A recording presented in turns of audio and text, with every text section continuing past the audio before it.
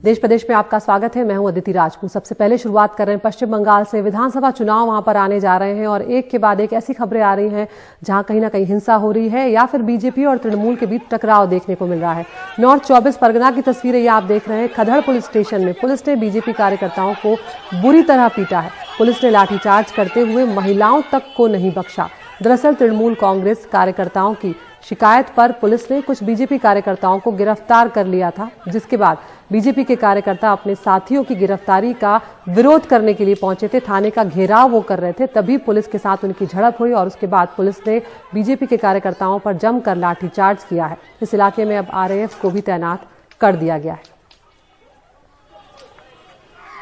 कृषि कानूनों के खिलाफ किसानों का प्रदर्शन लगातार जारी है। इस बीच बुधवार को उत्तर प्रदेश के बुलंदशहर में किसान दिवस के मौके पर किसान और राष्ट्रीय लोकदल के कार्यकर्ताओं ने भूड़ चौराहे पर कृषि जमीन के दस्तावेजों की प्रतियां जलाकर कृषि कानूनों के खिलाफ प्रदर्शन किया।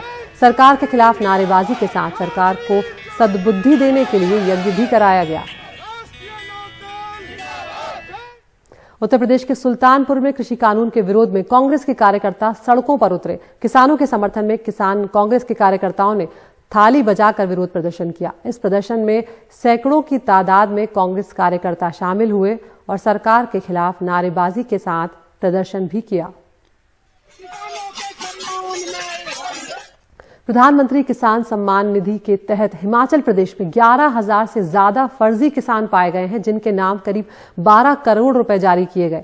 कुल 11,152 किसानों को प्रधानमंत्री किसान सम्मान निधि मिली, वो भी तब जब ये सारे किसान इनकम टैक्स भरते हैं। हालांकि अब सरकार ने इस मामले में कार्रवाई करते हुए 2 करोड़ रुपए की रिकवरी की है। राजस्व विभाग के अतिरिक्त मुख्य सचिव के मुताबिक ये मामला गलत डिक्लेरेशन का है। वो रिकवरी कर रहे हैं और इस मामले में कानूनी कार्रवाई भी की जाएगी।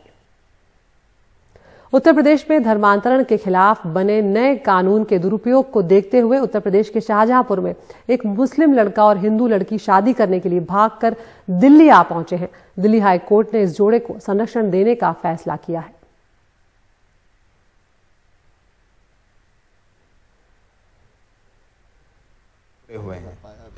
सिमरन का परिवार इस शादी के खिलाफ है क्योंकि शमीम एक मुसलमान है। सिमरन को अपने शहर यूपी के शाहजहांपुर में डर था कि परिवार की शिकायत पर यूपी पुलिस उन्हें नए धर्मांतरण कानून के तहत एक दूसरे से जुदा कर शमीम को जेल में न डाल दे।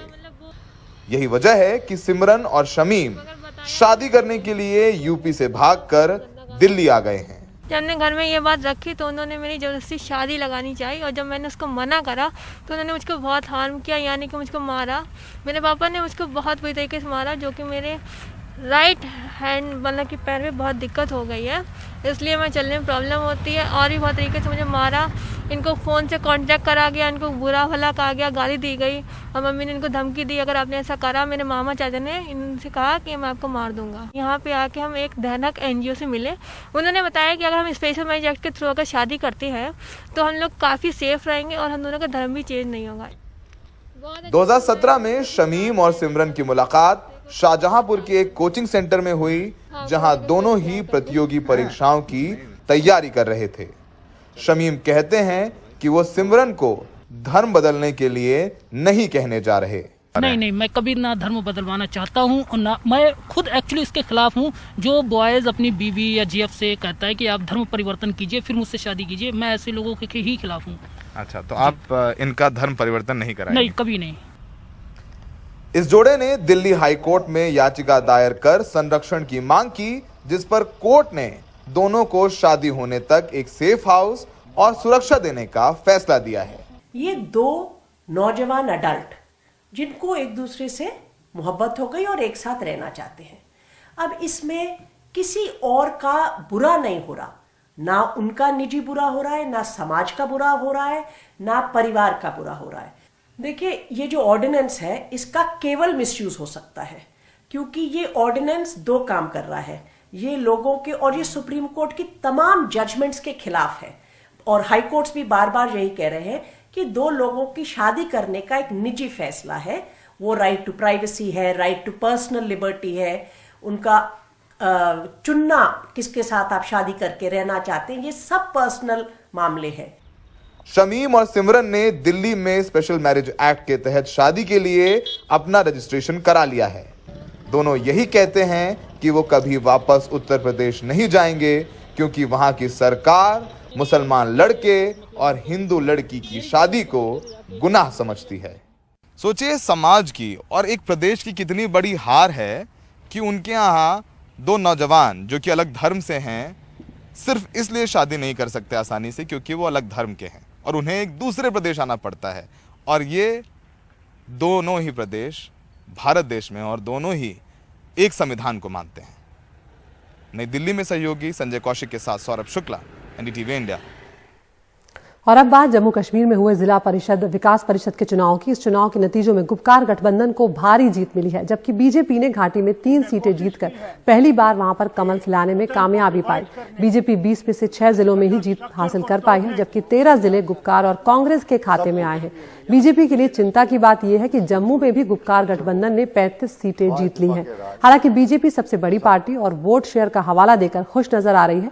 बीजेपी का कहना है कि ये जीत 370 हटाने को समर्थन है। वहीं पूर्व मुख्यमंत्री उमर अब्दुल्ला ने कहा है कि जो जीता वही सिकंदर।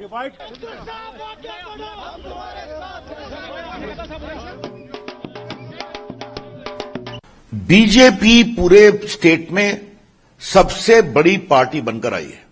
ये जो बार बार गुपकार अलायंस की विक्ट्री बताया जा रहा है, तो पहली बात आप जान लें कि वो अलायंस भाजपा से अकेले नहीं लड़ने की कमजोरी के कारण बना था। जो जीता वही सिकंदर। 3 सीटों में वो जीते, उनको मुबारक। हमें 35 सीटें जम्मू में मिली, हमें मुबारक।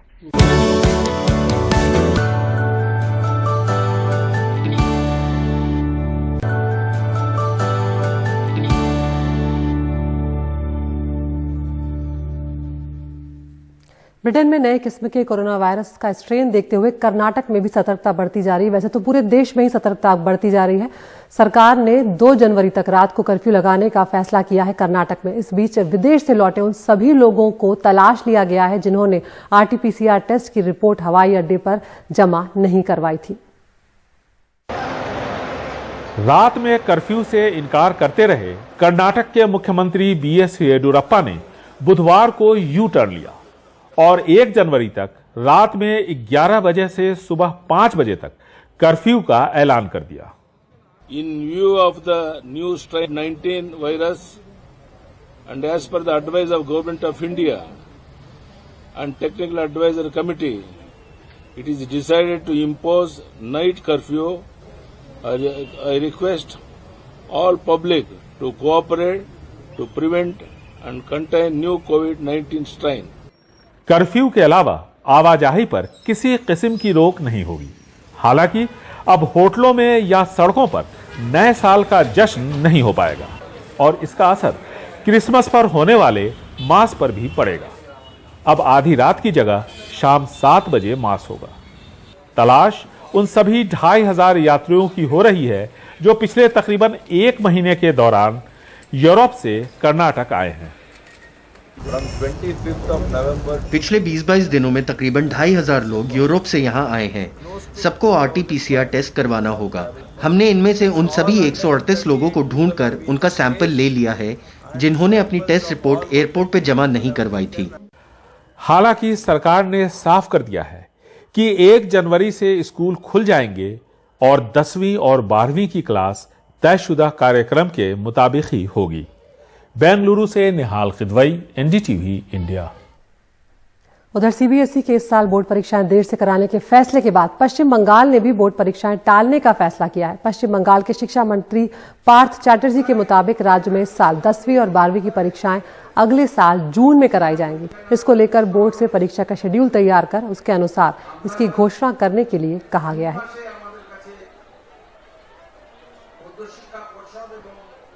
रेलवे ने कल नोआपड़ा से दक्षिणेश्वर तक विस्तारित कोलकाता मेट्रो ट्रेन का ट्रायल रन शुरू कर दिया है। दक्षिणेश्वर तक कोलकाता के उत्तर दक्षिण गलियारे के साथ मेट्रो का विस्तार किया गया है। रेल मंत्रालय की ओर से कहा गया है कि दक्षिणेश्वर तक सेवा शुरू होने के बाद कनेक्टिविटी बढ़ेगी और लाखों लोगों को इसका फायदा मिलेगा।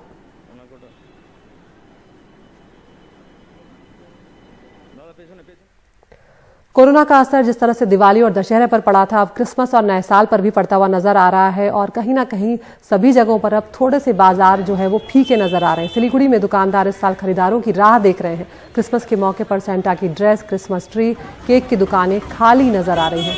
दुकानदारों के मुताबिक पहाड़ों से काफी लोग खरीदारी करने के लिए बाजार आया करते थे, लेकिन इस साल स्कूल बंद हैं और कई लोग हर साल की तरह त्योहार नहीं मना रहे हैं, जिसका असर बाजार में देखने को मिल रहा है और कहीं ना कहीं उनका कारोबार भी प्रभावित हुआ है।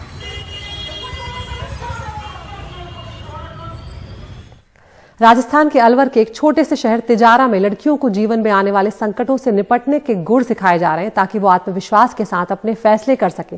पूनम इसकी एक जीती जागती मिसाल है। उनका बाल विवाह किया गया था, लेकिन उन्होंने शादी छोड़कर दूसरों को ट्यूशन दी और अब एमए और बीएड करने के बाद अपने छोटे भाई बहनों की पढ़ाई का खर्च उठा रही है। पूनम अलवर के एक सरकारी स्कूल में वार्डन है और वहां शिक्षा और सशक्तिकरण के जरिए लड़कियों को बाल विवाह के खिलाफ लड़ने और अपने फैसले खुद करने के लिए प्रेरित कर रही हैं। एक रिपोर्ट। अलवर के तिजारा में शाहबाद गांव के इस सरकारी स्कूल में पढ़ाई लिखाई से ज्यादा अहम जीवन के सबक सीखना है। ये बदलाव ला रही है 28 साल की पूनम, जिनकी 16 साल की उम्र में शादी कर दी गई थी। लेकिन पूनम ने अपनी जिंदगी की दास्तां खुद लिखने की ठानी। बाल विवाह को खत्म करके शिक्षा को सबसे ज्यादा अहमियत देते हुए उन्होंने दूसरे बच्चों को पढ़ाकर अपनी पढ़ाई के लिए पैसे जुटाए। आज वो एमए और बीएड करके इस हॉस्टल में टीचर और वार्डन है। उन्होंने तय कर लिया कि जो उनके साथ हुआ वो किसी और लड़की के साथ नहीं होना चाहिए। घरेलू झगड़े वगैरह की वजह से और मैं वापस आ गई थी। बाल विवाह नहीं होना चाहिए, क्योंकि है ना कि हर एक लड़की की इच्छा होती है कि वो अपनी लाइफ में खुद के दम पे कुछ करे और अपने अनुसार जिए। पूनम के पिता दिहाड़ी मजदूर हैं और उनकी मां खेतों में काम करती हैं। परिवार का मुश्किल से गुजारा हो पाता है, लेकिन पूनम ने ठान रखा है कि अपने छोटे बहन और भाई की पढ़ाई का खर्चा वो उठाएंगी। वो उनकी पढ़ाई के पैसे देती हैं और परिवार की आर्थिक मदद भी करती हैं। हम लाइफ में किसी से कमजोर नहीं है। कि सबसे पहले मैंने खुद के अंदर चेंज की, उसके बाद में मेरे बच्चों को आके ट्रेनिंग दिया, तो बच्चों ने भी मेरा वहाँ बहुत अच्छा सपोर्ट दिया। कस्तूरबा गांधी हॉस्टल जहां वो वार्डन है, वहां 10वीं क्लास में पढ़ रही 16 साल की सरबजीत की शादी होने वाली थी, लेकिन पूनम के दखल देने और सरबजीत के परिवार को सलाह मशवरा देने के बाद उन्होंने अपना फैसला बदल दिया। हमारे स्कूल में सेशन चलता था जीवन कौशल का, तो वहाँ पे ये चैप्टर पढ़ाया था दीदी ने कि वो शादी की सही उम्र क्या है और गलत छोटी उम्र में शादी करने के क्या क्या नुकसान है। जिंदगी में आने वाले मुश्किलों से निपटने के गुर शिक्षा और साक्षरता जितने ही अहम हैं। और रूम टू रीड की ये परियोजना राजस्थान के 257 स्कूलों के जरिए 20,000 छात्रों की जिंदगी पर छाप छोड़ रही है। परियोजना राज्य के 31 जिलों में पूनम जैसे 440 वार्डनों को ट्रेनिंग भी देती है ताकि वो छात्रों को अपने जीवन और समाज को बदलने के लिए प्रेरित कर सके। हम लोग एक जेंडर इक्वल वर्ल्ड की कल्पना करते हैं और वो एजुकेशन उसका एक बेस्ट मीडियम है। जैसे ही वो सेल्फ ट्रेन होगी या लाइफ स्किल्स उसके अंदर आएंगी तो वो ज्यादा बेहतर नेगोशिएट कर सकती है दुनिया में। अलवर से हर्षा कुमारी सिंह, एनडीटीवी इंडिया।